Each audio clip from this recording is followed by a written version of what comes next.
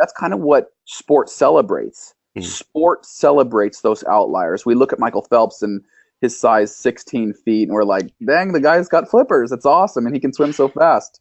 And we celebrate that the human race is so diverse and is able to create these outliers. And, we just celebrate. That's what the Olympics are, is celebrating these outliers.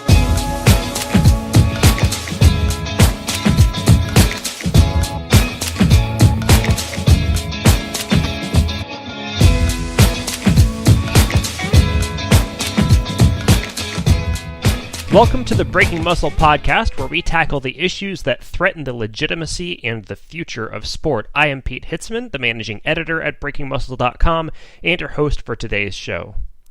What makes sport so compelling to watch? What drives us to compete against each other? I would argue that we come back to watch the same sports over and over again because of the thrill of the unknown. Until the moment the runners cross the finish line or the clock runs out, anything can happen, and often it does. The critical element that preserves this tension is the presumption of fairness. We want a fair fight where all competitors have a legitimate shot to prove themselves worthy of the victor's trophy. This is the fundamental purpose of governing bodies in sport. Their charge is to create a system of rules that guarantee, to the greatest possible extent, a level playing field for all participants. But as we've seen time and time again, the corrupting influences of money, power, and international politics cause many sporting organizations to forget their duty to the athletes and the fans. Instead, they use their positions to enrich themselves and advance their agendas. This seems to be the case with the latest controversy surrounding track and field. The International Association of Athletics Federations, or IAAF, seems powerless or uninterested in curbing the rampant use of performance-enhancing drugs, but intensely interested in enforcing their conception of the feminine ideal. Most recently, they crafted a set of rules that appear to be directly targeted at South African middle-distance champion Caster Semenya. Returning to the show this week to weigh in on the situation is Nick Symmonds, two-time Olympian, entrepreneur, and outspoken advocate for the rights of athletes. He and I dive into the principles behind the IAAF controversy, including what a level playing field should look like. We also discuss his recent retirement from professional running and how his next adventures will take him to the top of the world 7 times over. I think you're really going to enjoy this week's show, and if I'm right, do us a favor and share it with all your friends. While you're at it, be sure to head over to iTunes, Stitcher, or Google Play and leave us a rating and a review. And as always, if you have comments or feedback for the show, send them over to editorial@breakingmuscle.com.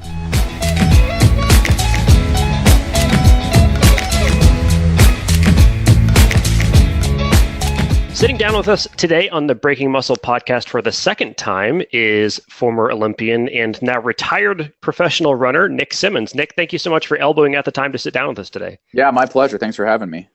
You had sort of a big weekend. You were racing in Eugene, and then some big announcements this morning that we'll get into a little bit later. How has life been since you were on our show last time?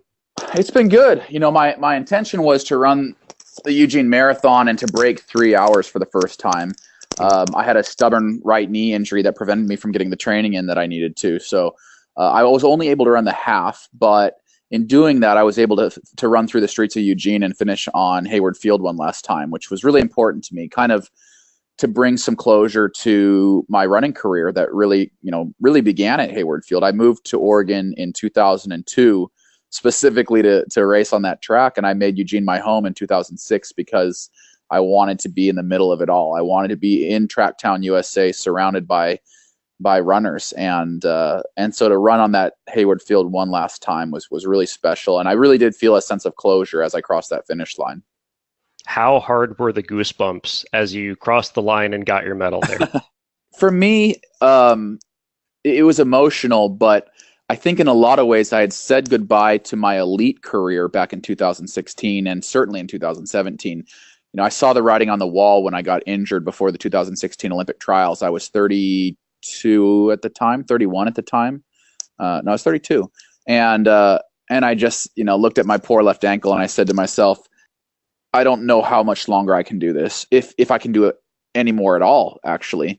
And so the writing was on the wall, and I started to deal with that emotionally, which every athlete has to do at some point. So for me, the last 18 months was really kind of, I call it a going out tour, where I got to say goodbye to people on the track at the 2017 U.S. Championships, and I got to say goodbye to people in Honolulu when I ran my first marathon, and then I got to say goodbye to this awesome community here in Eugene this past weekend. And so it was just kind of the icing on the cake, but the cake had already been made.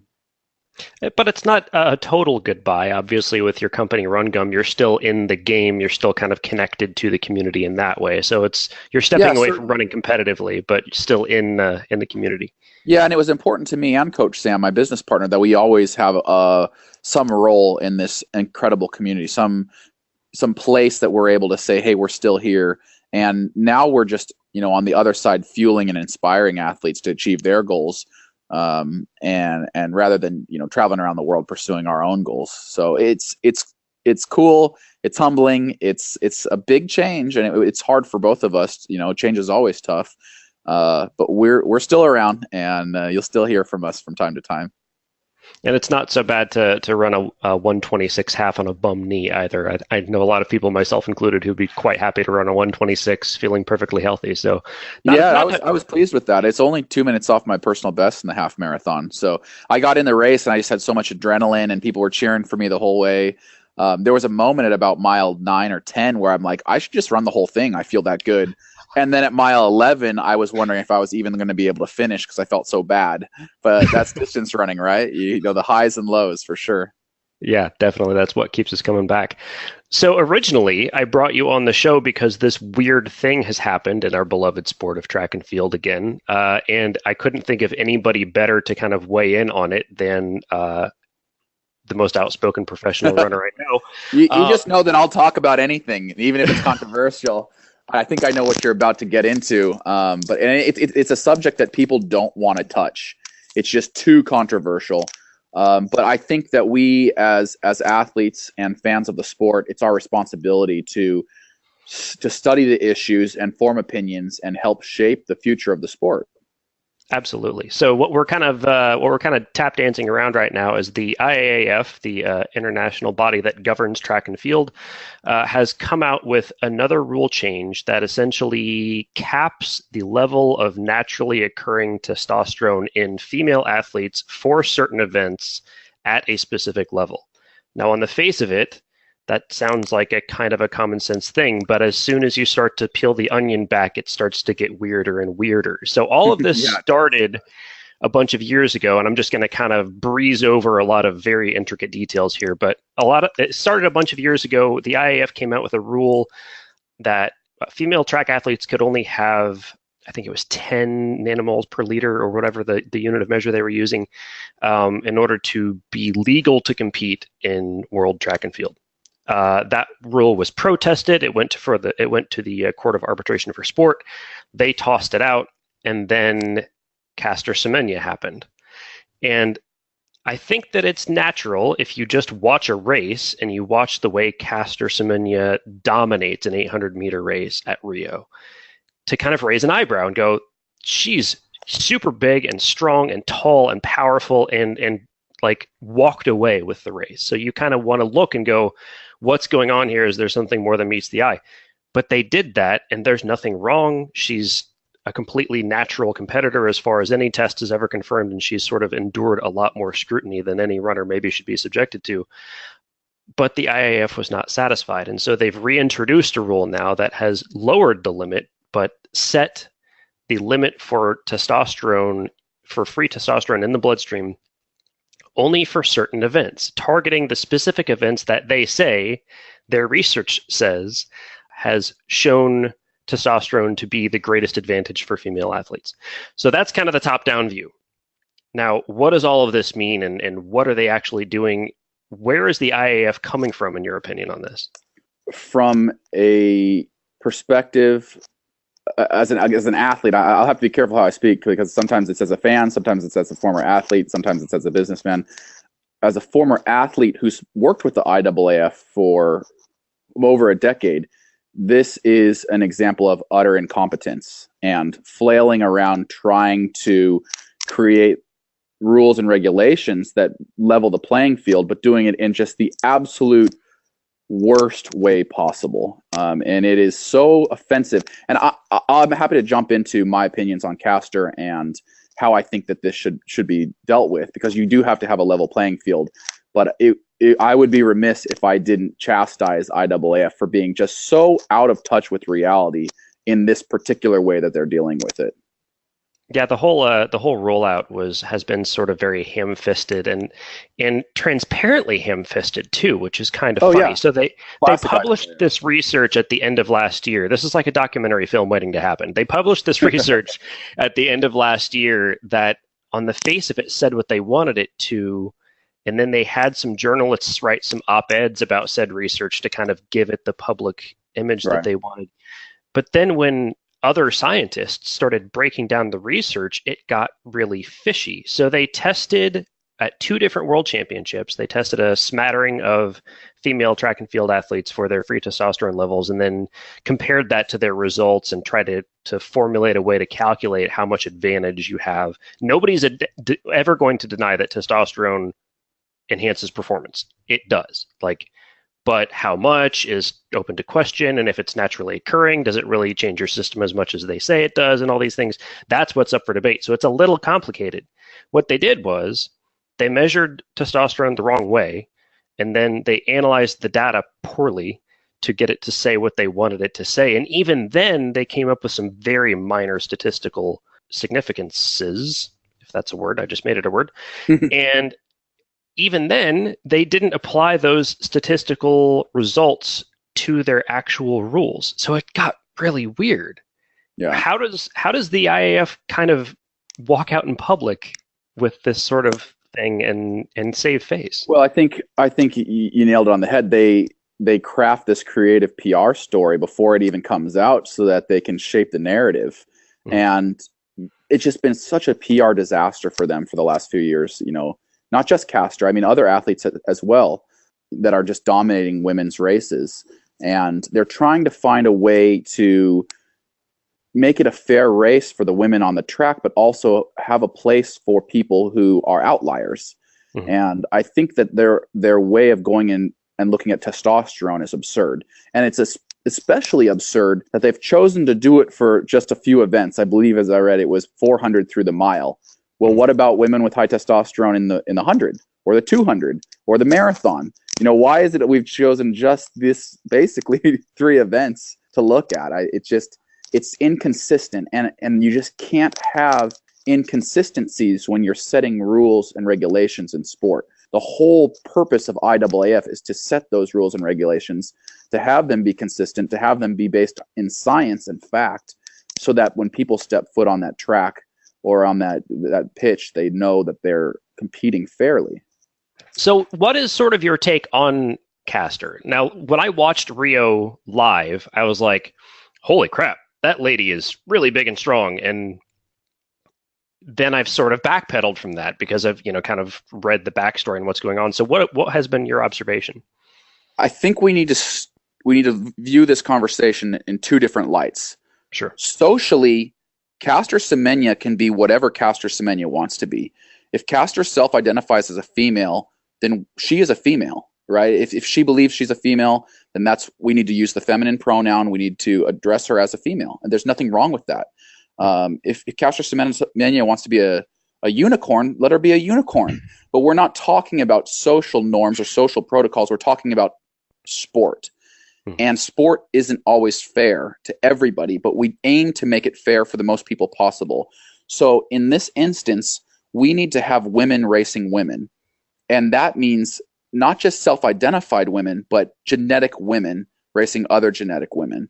So I'm going to go down this route the only way that my limited scientific mind knows, and that's at the chromosomal level.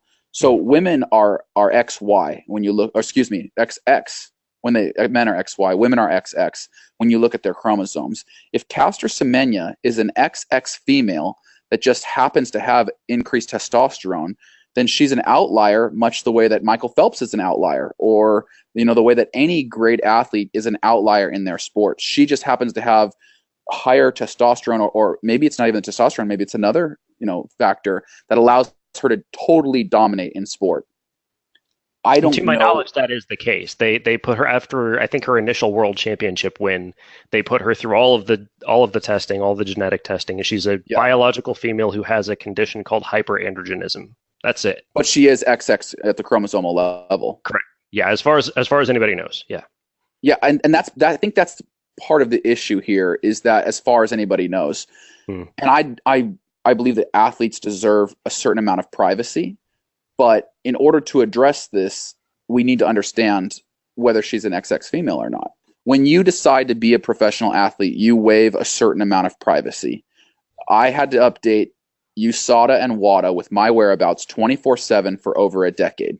If they came to my house anytime, day or night, I had to let them into my house. I had to provide them with bodily fluids. I had to allow them to test me. And many of those tests were made public record. Hmm. So I think that we do decide that there's a certain amount of privacy we're willing to waive to be professional athletes. In order for everyone to look at Caster Semenya on that starting line and say that she deserves as much she has as much right to be on that track as any other of the females, there needs to be some transparency where and I don't need to see test results. I just need the IAAF to say we are letting XX women race against other XX women, and it's that black and white. Yeah, I think that there was testing. I don't know how public they made the test itself, but it was reported that she was tested and proven to be biologically female. So it's that rock has sort of been settled. But If that's the case, then I think you got to let her race.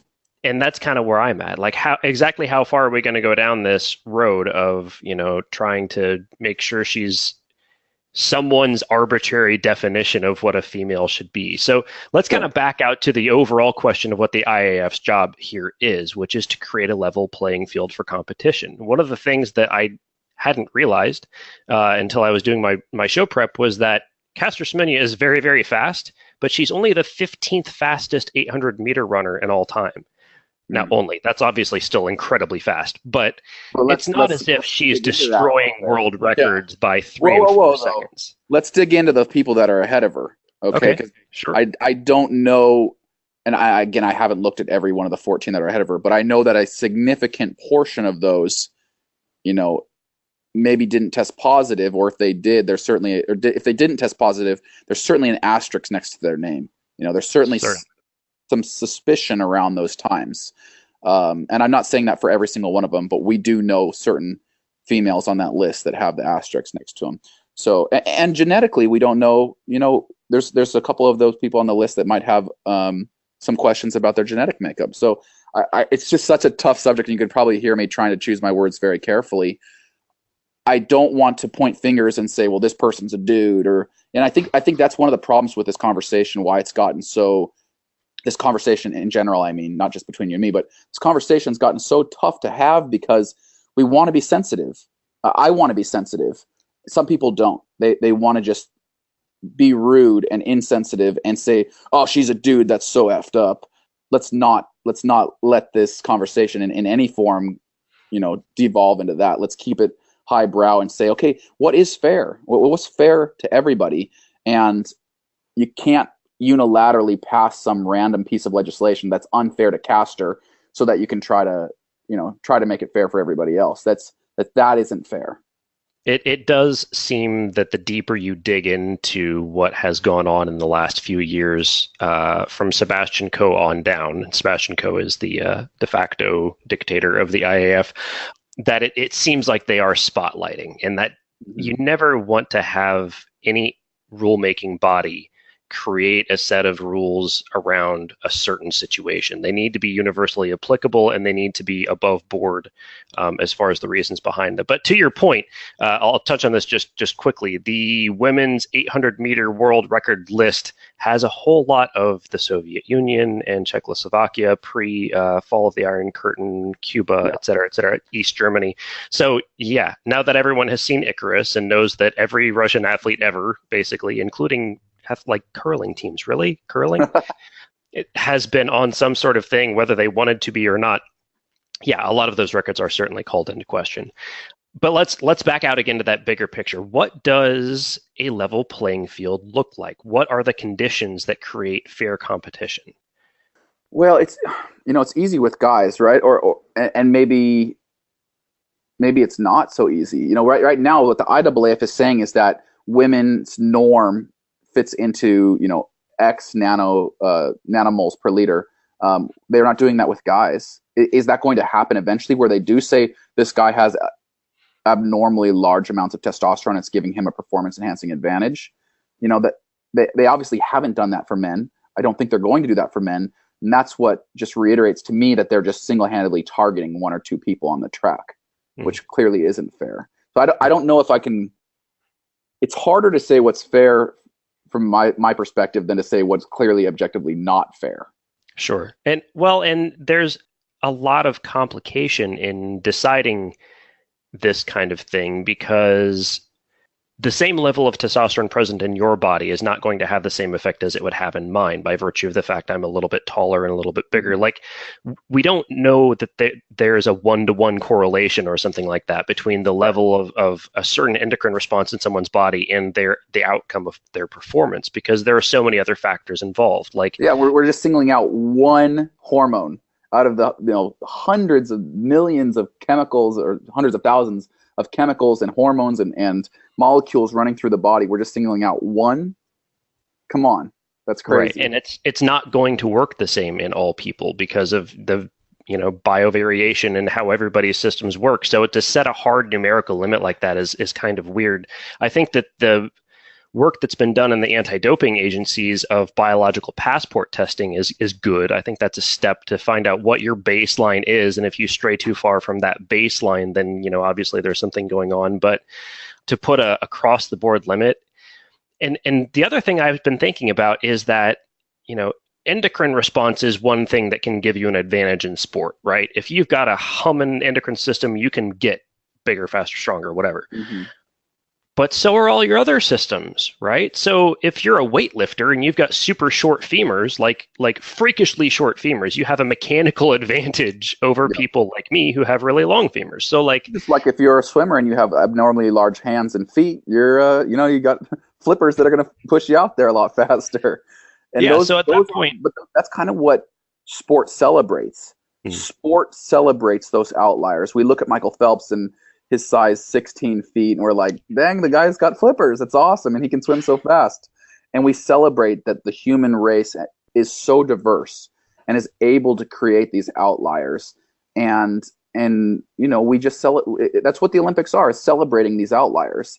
If Caster Semenya is simply a genetic outlier that happens to be an XX female, we should celebrate her. We shouldn't punish her and put her under hormone therapy and ridicule her. We should celebrate her as a human that is an outlier that's able to do things that other people can't.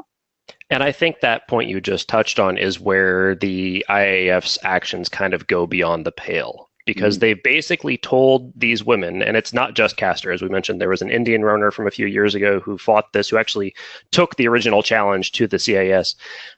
When you're telling people to undertake unnecessary medical interventions, in other words, taking medication in order to be able to compete, I think you've overstepped your bounds as a sporting organization. Like, you can't tell people agree.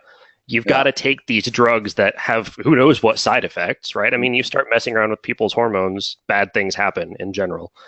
It's kind of skeezy. It's a bunch of old white guys in Europe, just making really, really gross decisions about what women should do with their bodies. And it doesn't pass the smell check. And then when you start digging into what actually has gone on behind the scenes, and the scientific community, the sports scientific community, has been universally opposed to what the IAAF has come out with, from a point of critiquing the research to, matching the research to the rule changes. That kind of unanimity is pretty rare in the scientific community. So that was pretty persuasive in itself, I think. So I've got a question for you. You seem to understand the history super well. I know they used to do genetic testing at the hormonal level, or the chromosomal level. Why did they get rid of that? I think that might have been a CAS ruling as well. It was kind of like, how far, because obviously we're only doing it for women, right? There's no worries about, women crossing into men's sports and dominating for obvious reasons. So it's kind of like, how much scrutiny are we going to put these people under who are already under quite a lot of scrutiny? Yeah. and I'm not in those shoes, so I can't say how much of an intrusion in one's privacy that is. But I don't know that, like you said, I don't think it's currently on the table anymore. And I think if they came out with something common sense, if the IAF came out and made a clear rule and said, look, if you're an XX female and we have not found any evidence of you doping in any way, then you're going to compete as a female. Like, if they just said that and then said, but, we reserve the right to do chromosomal testing, I don't think there would be a big backlash. Yeah. Maybe initially, but I think that would pass the smell check at least. Yeah, I agree. At least that's across the board. The most offensive thing from the entire ruling that I saw, or the new set of rules, was just that it was for 3 events. It just doesn't. It really doesn't pass the smell test when they're targeting 3 events that happen to sandwich Caster Semenya's event perfectly, and all the events that she races in. Yeah, it's a little too coincidental that Caster pretty much only races those events. If they had done it across the board, if they'd done it from every single female event, then I'd be like, well, they're trying to find something to level the playing field in women's athletics. I still wouldn't agree with it, but at least they're doing something that almost makes sense. Mm-hmm. Well, the way they've written it now, it's so offensive. It's so single-handedly targeting, a few females. Well, and the further you got down the press release, the more ugly it got, because now they're talking about if you're over the limit, then you can compete against men, which is a non-starter, right, or you can compete in other events that we haven't selected. Or then they kind of hinted at this extra class they were going to create, and I'm like, wait. Talk about casting people out. That's just not what sport is about to me. I mean, even at the elite level. I want to see good racing. Don't get me wrong. There's nothing I like more or you like more as a fan of the sport than to watch, 5 runners come into the final turn together and watch them fight it out. But we're going to have outliers in sport. That's kind of also to be celebrated, you said. So, happier topics. I think I don't think it's an unhappy topic. I think it's something that it can be frustrating and is certainly mentally challenging to come up with the right answer. Mm-hmm. I think the sadness comes for Caster and other people that are shamed or dragged through the mud just for being who they are, and that's messed up. And as a society, we need to protect Caster just as much as we protect anybody else. But yeah, I agree. We can move on. Well, and maybe the silver lining to this is sort of a reining in of the arbitrary authority exercised by bodies like the IAAF and the IOC. Yeah, absolutely. And that's something that you've been a vocal proponent of for a long time. So how are you working, or are you still working, to kind of empower athletes to have a bigger voice when things like this happen? So my company Run Gum still has a pending lawsuit against USATF and USOC to grab back some of the power and the advertising space that they stole from the athletes. And we actually have our next day in court in exactly 1 week in Portland. We go against the Court of Appeals, go to the Court of Appeals against USATF and USOC to have our argument heard again. We really believe that there is an antitrust violation that's taking place between USATF and USOC and the shoe companies to basically create a monopoly for these shoe companies where they can invest in an athlete and have their logo on an athlete during the Olympic trials. But companies like McDonald's and Starbucks and Run Gum and any other company that isn't a shoe manufacturer, is prevented from having any access to that marketplace. And that's wrong. That's an antitrust violation. I think that it is an antitrust violation, and more to the point, it's a bunch of people without skin in the game, literally, making money off of the people who do have skin in the game. And I love to watch the Olympics and, the FIFA World Cup and, college football and all of these things. But as time goes on and the sanctioning bodies of those sports become more and more powerful and to be clear, more and more rich off of the backs of quote unquote amateur athletes, it starts to feel a little skeezy. So is there a point where, do the athletes need to unionize, or is there some other step that needs to be taken in order to check the balance of power here?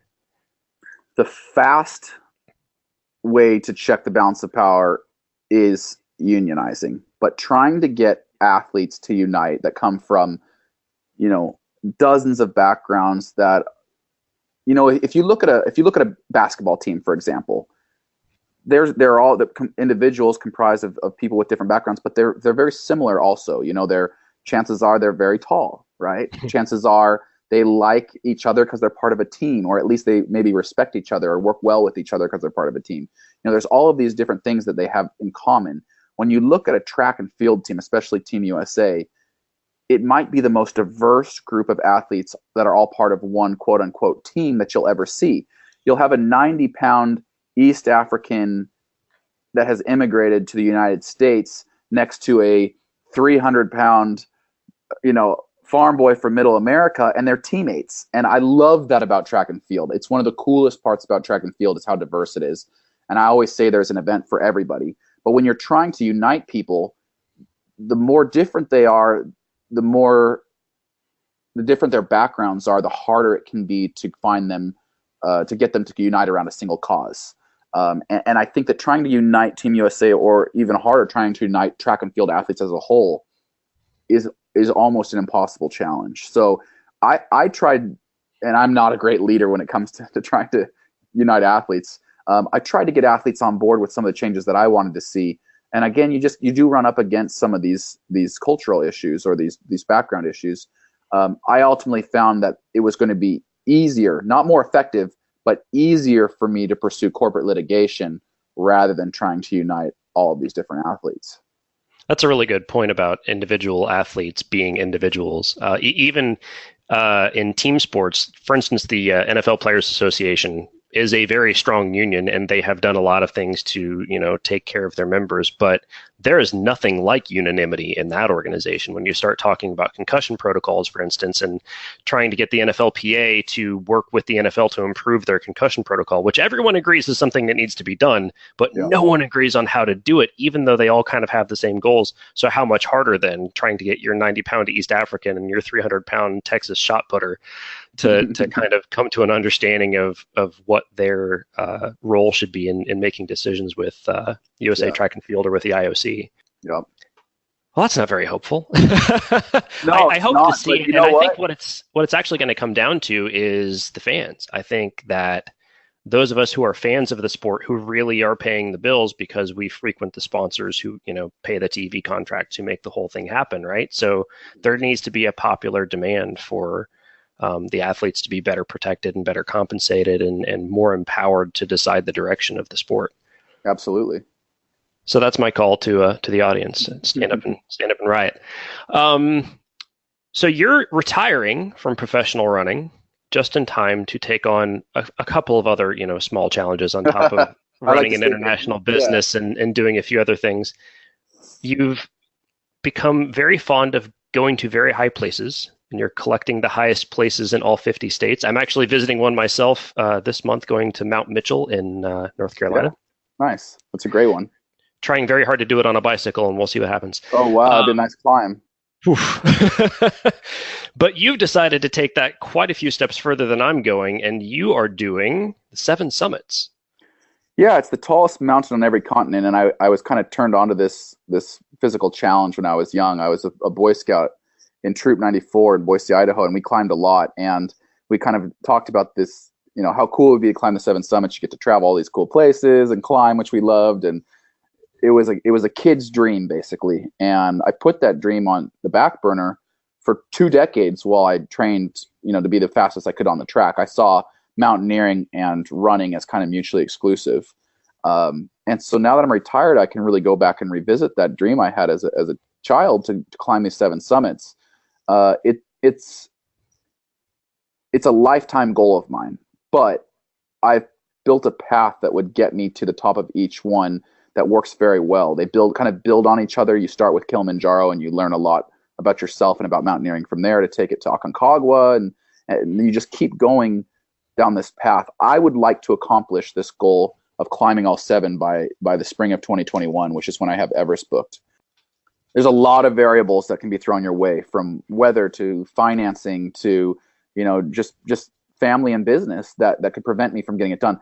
I will work hard to accomplish this goal in my lifetime. I hope that it happens in the next few years, but I do know one thing for sure. I've got my ticket booked to Kilimanjaro, and I leave for Tanzania in 6 weeks. Wow, that's so you're at a point now where like your training is fairly wrapped up for Kilimanjaro then, or you still have like one big push left? Yeah, it's I'm coming off the bit of training that I was able to do for the Eugene Half Marathon, so I'm in good shape. But for the month of March, or excuse me, for the month of May, I'll really start kind of dialing my training in for Kili. A lot of backpacking on the weekends. I'm going to attempt what's called the Sisters Marathon up in Bend in a couple weeks, climbing all three sisters in one day. That's fantastic training for what I'm about to do on Kilimanjaro. I'm hitting the weights hard. I'm trying to lean down a little bit. All the things that I need to do to be as prepared as possible when I step foot on Kilimanjaro on June 9th. I'm climbing June 9th through June 16th. I'm taking the Umbwe route, which is the most direct route to the summit, which presents a lot of unique challenges in that there's not a lot of time to acclimate. So, I like the challenge of it. I like the idea that I'm choosing the hardest route, and for those that want to follow along, we'll actually be cybercasting the climb at rungum.com. So I'm bringing a sat phone with me, and I'll be calling in for daily updates, and we'll be posting those to rungum.com. That's awesome. So that was one of the things I wanted to touch on. Obviously, lung capacity matters when you're climbing a mountain, but For sure. even though you've always been a big fan of cross training, you have a history of making sure you're in the gym, hitting the weights, and doing a lot of things to keep yourself healthy and strong. How has that now changed now that, or will it change now that your primary purpose is going up? Yeah, certainly in the weight room, it's going to change a ton. A lot more is about carrying long, heavy loads for a long period of time, and making sure that you're moving up as efficiently as possible. It's funny when, even my very longest training days for 800 meters might be a 13-mile run, or a 10 miles worth of intervals plus weights. Those were long days for me. A long day on a mountain might be walking for 24 hours straight. It's totally different. Your speed goes totally out the window. On Kilimanjaro, your guides will say pole, pole, pole, which literally translate to slow, slow, slow. There is no race, and I like that about it. I'm not racing the clock.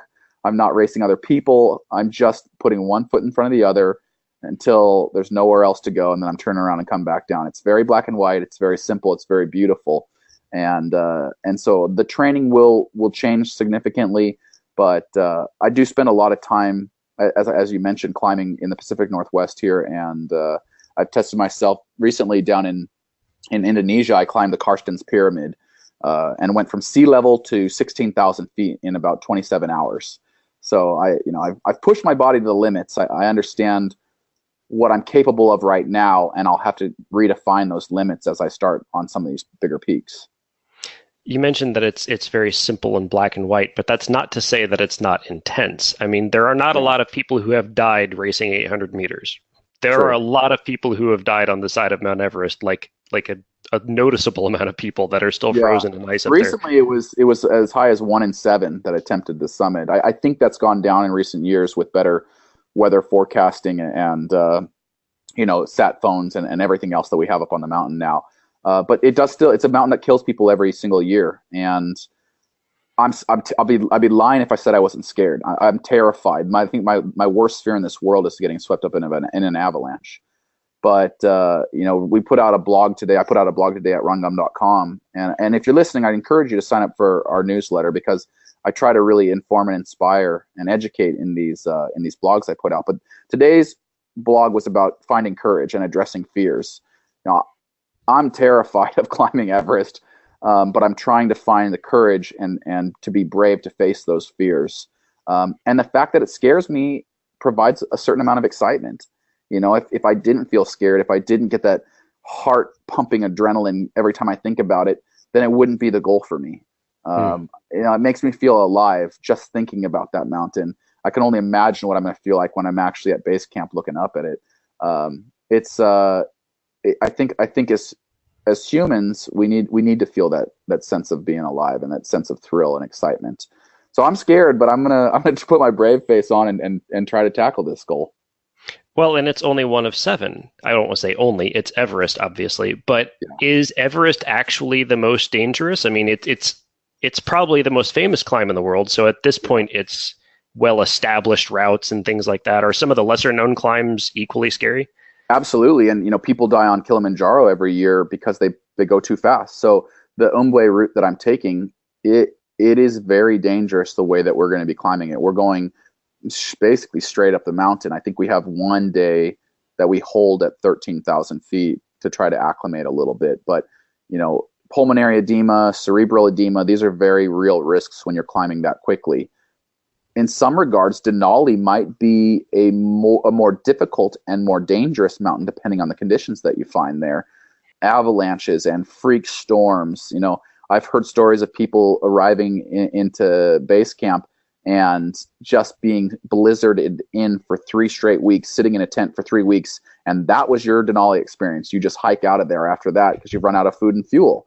So each mountain presents a unique challenge. Each mountain presents unique risks, but that's why I'm so excited about the 7 summits. If it was like 7 walks in the park, I wouldn't care about it at all. But it's 7 very unique mountains that are going to test me emotionally, physically, spiritually, and that's what I'm looking for. Have you undergone any kind of like biological screening for some liabilities that you might not have known about ahead of time or anything like that? No, and it's I love the scientist in you thinking about hematocrit and VO2 max and all the different numbers that go into making an athlete an athlete. I haven't, and as an athlete, I never cared about those things either. I very rarely measured my hematocrit or I don't think I ever measured my VO2 max. Actually, I was an athlete that ran on feel. And I'm going to continue to be an athlete that climbs on feel. If you listen to your body, it'll tell you what's going on. And when you're climbing, if you have that splitting headache, if you have that nausea, if you're dizzy, if you can't add 2 + 2 and know that it equals 4, that's a big problem. So it's more, I think it's better to listen to your body and to educate yourself on the early, signs of haste and know that, these things are real and things you need to watch out for. That's the kind of climber I want to be. I can't remember. I'm spacing on who said it. The point is to come home. It's not to summit. And I really am taking that thought with me onto these mountains. I'm going to these mountains to see them and experience them and meet the culture that surrounds them. I'm not going to conquer the mountain. I would very much like to summit because I think that's part of the journey. But my number 1 goal is to come back home alive. My number 2 goal is to stand on the summit. Yeah, that's kind of the approach I take to endurance racing is finish, don't finish last, in order. Yeah. Finish, don't finish last, and try to have fun. If you meet all 3 of those goals, then that's a real win. It's kind of secondary. Yeah, that's always a win. Yeah, and we add one more level to that. I agree. You have to have all 3 of those things, but we add one more level that we want to inspire people while we're doing this. So running around in circles is a really selfish endeavor. Climbing up mountains, I would argue, is an equally selfish endeavor. But if I can inspire people along the way to set their own goals and to climb their own mountains, then I think I will have given something back to this awesome community that's been supporting me. So in that light, I'm actually bringing a videographer with me on this climb, and we'll be making a 25-minute documentary that documents the climb. I mentioned we're also cybercasting. I want people to follow along and say to themselves, hey, Nick's pushing his own limits. He's redefining what he's capable. He's setting his goals and building a path towards those goals. I want to do that in my own personal life. And it doesn't have to be climbing a mountain. It doesn't have to be running a certain race and finishing a certain time. But setting concrete goals with concrete deliverables and holding yourself accountable to those goals, it's given my life a lot of purpose and a lot of pleasure, and I think that other people will find that doing so, setting their own goals and working towards them will be very rewarding. It's kind of become unpopular to talk about goals. It is, and I hate that. It's all about the process, and you have to enjoy the flow and the journey and all the other cliches that I routinely delete from I think this is how I wrapped all that up into one nice package. If you enjoy the process, if you enjoy the journey, then you're more likely to find the success. And you'll find a certain level of success just in the fact that you had fun, right? Mm-hmm. So, I look back on my 2012 season. I had to work really closely with a sports psychologist to come to this, realization. I entered that season basically saying, if I don't medal, then this will be a wasted year of my life.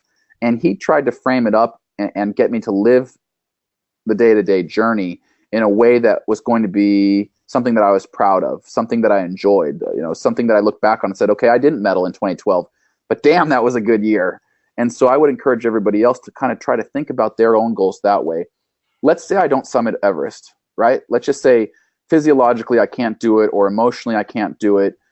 Well, the process of just going to the gym this morning and fantasizing and dreaming about going to Everest and enjoying the process of just being fit and doing something good for myself, that's worth it right there. Even if I never summit, just that one moment made it worth it, that I had a dream to work towards. That being said, because I'm so excited about being in this moment and training for it, and I recognize that I'm doing something good for myself, it's going to make it that much more likely that I continue to invest in myself, which makes me more likely to stand on the summit of Everest in 3 years' time. And Mother Nature will have a say. I mean, that's a thing in endurance racing as well. And sometimes she's an unforgiving woman. But all you can do is prepare the best you can. And, when the weather is crappy outside in the Pacific Northwest, for a fact it's going to be crappier on Everest. So it's not as if you're going to take a day off of training that day and put your feet up and sip some hot cocoa. You're going to probably go out there and be hard. My sports psychologist, I had a great chat with him yesterday, and he put it in just a perfect way for me to think about. He says, you can't guarantee success, but you can promise yourself that you're going to do everything you can to deserve success. So I can't control the weather. I can't control freak accidents or things that happen on the mountain that are out of my control. What I can control is how I prepare today. And I owe it to Nick 3 years from today to be as prepared as possible. That gives me the best chance of realizing success. Is that something that Nick in 2011 would have been able to say? No, absolutely not. When I was younger, it was all, and I think that our society kind of pushes people this way, it was numbers based. If I'm not number one in the US, if I don't run a 143 this year, if I don't make six figures, then this has been a shit year and I should be disappointed in myself. That's exactly what I would have said in 2011. But I've come a long way since then to understand that there's a lot more to this world than running a fast time or making, a certain amount of money. But even to this day, I still have to fight that I'm not just uniquely American, but kind of an American thing that we define ourselves by these numbers.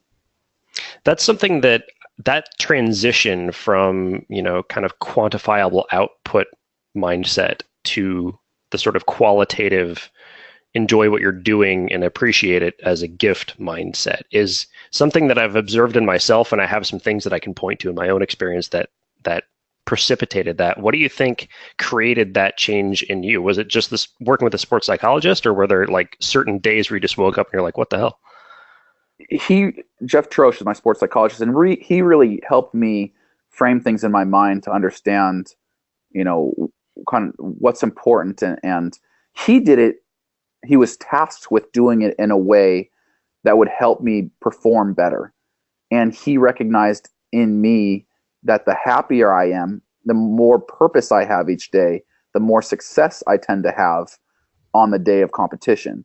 And so really, and it's not the same with every athlete, right? Every athlete ticks, beats to a different drum, and there's different things that make them tick. But for me as an athlete, if I'm enjoying the process, then I'm investing more of myself into the process, and I'm having more success because I've made that investment.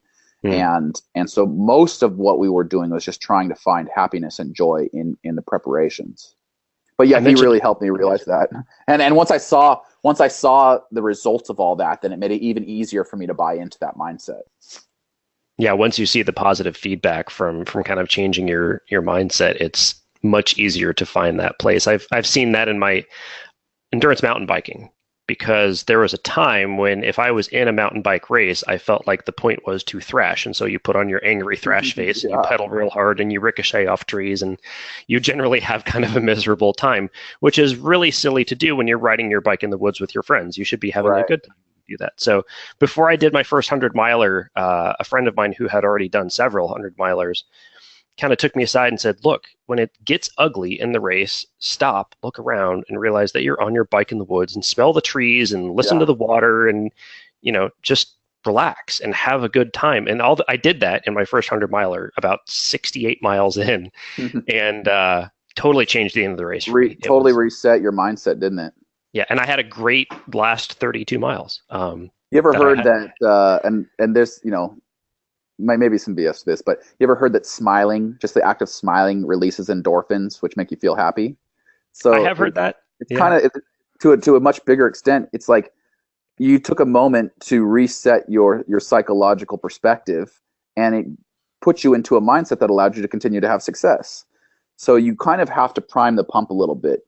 And it's exactly what you did at mile 68. And it's what I have to do, not on a daily basis, but often when things get tough in business, or when things get tough on a mountain, I have to literally recognize that I'm going down the rabbit hole of negativity, and slap myself and stop and say, okay, we're going to do a little exercise where we're going to appreciate everything we have right now.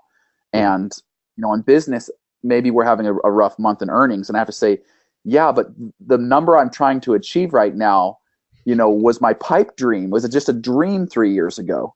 On a mountain, I've had moments where I said, I'm not going to be able to climb this mountain. I'm too tired. And I sit down and I just reach into my sack of goodies that I brought with me, and I just say, I'm so thankful that I have this bar or this apple. If I didn't have this apple, I might not even be able to get off this mountain alive. And taking that moment for myself, eating that apple, just doing something good for myself and enjoying the process. All of a sudden, I'm like, wow, I feel a lot better. I think I got my second win. I can go climb again. So you have to not let yourself go down that rabbit hole, and it's a process.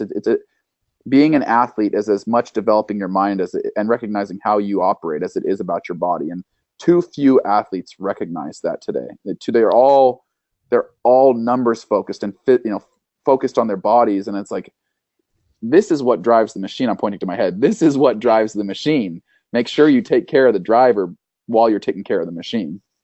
Well, young athletes make that mistake, and I think a lot of young coaches make that mistake too. The coaches that I look to for mentorship and advice in my own coaching are always quick to tell you that their most important job in the gym is to be a sort of low-level sports psychologist. Like, if you aren't managing the mindset and attitudes of your athletes in the gym day in and day out, then what are you doing? Because you can have the best program in the world, but if your athlete is not going to engage in it with the right attitude or intensity, you're not going to get the results you otherwise could. And I think as the noose tightens ever tighter around doping at the world level, at least let's hope it is, I think that sports psychology is the next great field of athletic advancement. When we start to understand and sort of systemize the way that we can create positive mental adaptations and not just physical adaptations in athletes in any sport,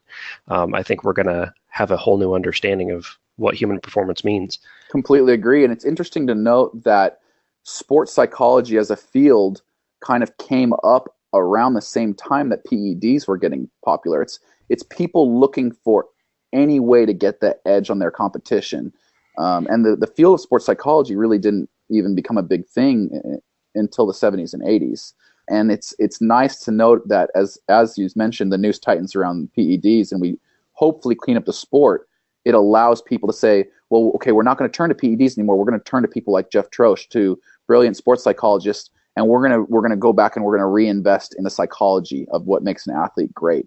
Maybe it's just the dawn of a new era for sports psychology, and we unlock things in parts of our mind that we never knew that it even existed. And I don't know. I'm excited for a world or a sport without PEDs. Probably never going to get there completely, but gosh, wouldn't it be cool if we took all the energy we put into policing PEDs and drug cheats and put that energy into, our brains and our psychology and just making a happier, more productive, more successful athlete that way.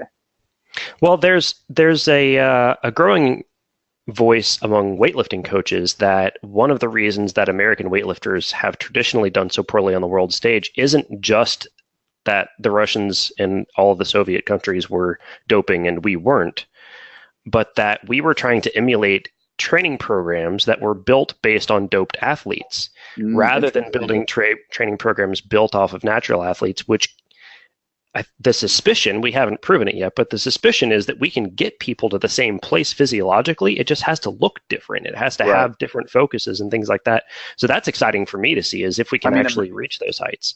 Yeah. Imagine if you took a runner that was clean and had them train with a runner that was dirty.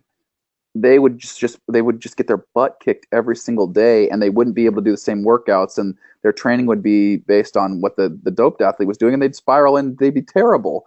Whereas you put them in a training camp with a bunch of other elite, clean athletes, they probably thrive. So that's a really interesting thought. I'd never really considered that. And we don't really know, where the ceiling is for human performance in that respect, because our sort of modern understanding of human physiology happened to coincide with the explosion in PED use. So it's still kind of unbroken territory, and that's what keeps it interesting for me anyway. The mind especially. I mean, we understand the Krebs cycle, we understand ATP, we understand VO2 max. We still know very little about the human mind. So that is truly uncharted territory. Yeah, it's fun stuff for sure. So I mentioned the descent a while ago. You get up all these mountains, you've got to get back down somehow, and that obviously can't Wait, you be do? overlooked. Can't you just get a helicopter to come get you? Save my knee. I wondered if that was the case.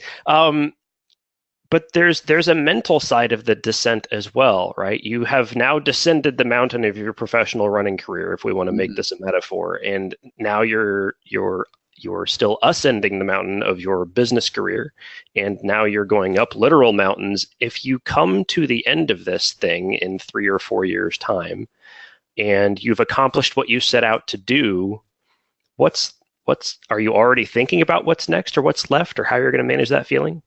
One thing I'm great at is always thinking about what's next. I've been thinking about how I was going to transition out of running and into mountaineering for like 20 years. One thing I'm really bad about is celebrating the moment and my accomplishments. I think a lot of elite athletes are always, okay, well, great, but now what's next? What's next? What's next? And so at least for the moment, until I get on that plane to Tanzania, I'm going to challenge myself for the month of May to just really take a deep breath and celebrate what I was able to accomplish on the track and be happy and proud of that. And then, I'm going to throw myself into climbing. And I can bet you, if we talk in 3 years' time and I'm leaving for Everest, and you say, well, do you have something planned for when you get back down? I'll chuckle and I'll say, stay tuned. And I'll have something that's hopefully equally as exciting to throw myself into afterwards. But I don't want to be the guy that's always looking ahead and not enjoying being in the present. So I will also try over the next 3 years to really focus on being in the moment, on being excited about the project that I'm currently working on. But I think as a goal-oriented guy, a goal-driven guy, I'm going to have something to look forward to after Everest. It could be other mountains. It could be, to be honest, the one that I always dance around is starting a family. That one might terrify me more than the 7 summits, is starting a family and being responsible for a human life. But, I'm 34 now. I'd be 37 when I stand on top of Everest. One of these days I'm going to have to start a family, probably before I'm 50. So I better figure that one out. I think that's a fabulous way to end it. Nick, thank you so much for your time. This has been a blast as always. The websites are nicksymmonds.com, that's SYMMONDS, rungum.com, miletomountain.com to watch you travel the world and get to the highest points on it. And of course, they can find you on all the social media channels wherever you see Nick Symmonds. Thank you again so much for your time. I can't wait to check in with you again after you've been up Kilimanjaro or at some point in the future. That was my pleasure. Thank you so much. We'll talk again soon.